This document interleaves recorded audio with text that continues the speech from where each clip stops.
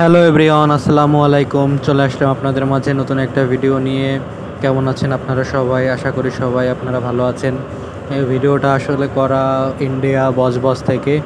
Budge Budge jetty থেকে বেরোনোর সময় আমাদের জাহাজ যখন ফুল লোড হয়ে যায় তখন ঘাট ছেড়ে আসার মুহূর্তে ভিডিওটা করা। তো দেখুন, আমাদের ইঞ্জিন চলছে কিন্তু পানির স্রোত অন্যদিকে থাকার কারণে সহজে করতে পারছি না। জাহাজ সহজে বের হতে পারিনি। প্রথমে অনেকক্ষণ চেষ্টা করার পরে তারপরে বের হওয়া লাগছে এখান থেকে। দেখুন, পিছন সাইড ফাঁকা হয়েছে, বাট সামনে লেগে আছে কিভাবে জেটির সঙ্গে দেখতে পাচ্ছেন।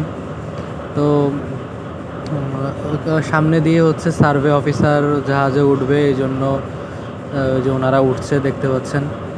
আর এই যে ইঞ্জিন চলছে, পানির স্রোত দেখা যাচ্ছে ইঞ্জিনের, ফুল ইঞ্জিন চলছে তো এই জন্য পানির স্রোত দেখা যাচ্ছে এখান দিয়ে। সার্ভেয়ার উঠে গেছে। এখন ওনারা জাহাজে কত টন মাল নিলাম এটা স্কেল করে আর কি, ওনারা ক্যালকুলেশন করে আর কি ওনারা এটা আমাদেরকে দিবে। তো দেখতেই পাচ্ছেন এখন অনেকখানি ফাঁকা হয়েছে। এইভাবে আস্তে আস্তে করে যে বের হয়ে আসতেছে দেখতে পাচ্ছেন। এখন আমরা এখান থেকে বাংলাদেশের উদ্দেশ্যে রওনা দিব। বাংলাদেশের শাহ সিমেন্ট ফ্যাক্টরিতে খালি হবে আমাদের জাহাজটা।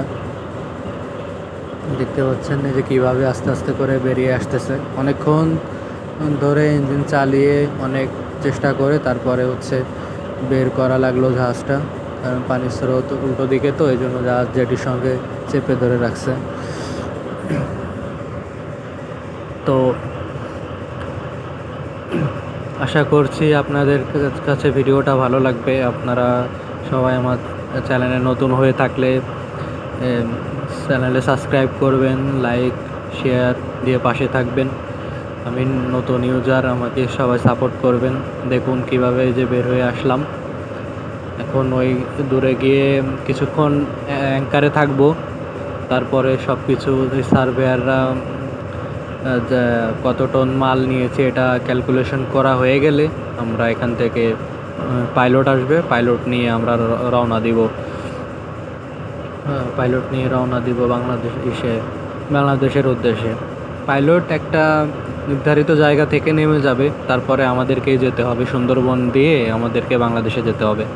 তো বন্ধুরা, আজকের ভিডিওটা এ পর্যন্তই। চ্যানেলে নতুন হয়ে থাকলে সাবস্ক্রাইব করুন, লাইক শেয়ার দিয়ে পাশেই থাকুন। ধন্যবাদ।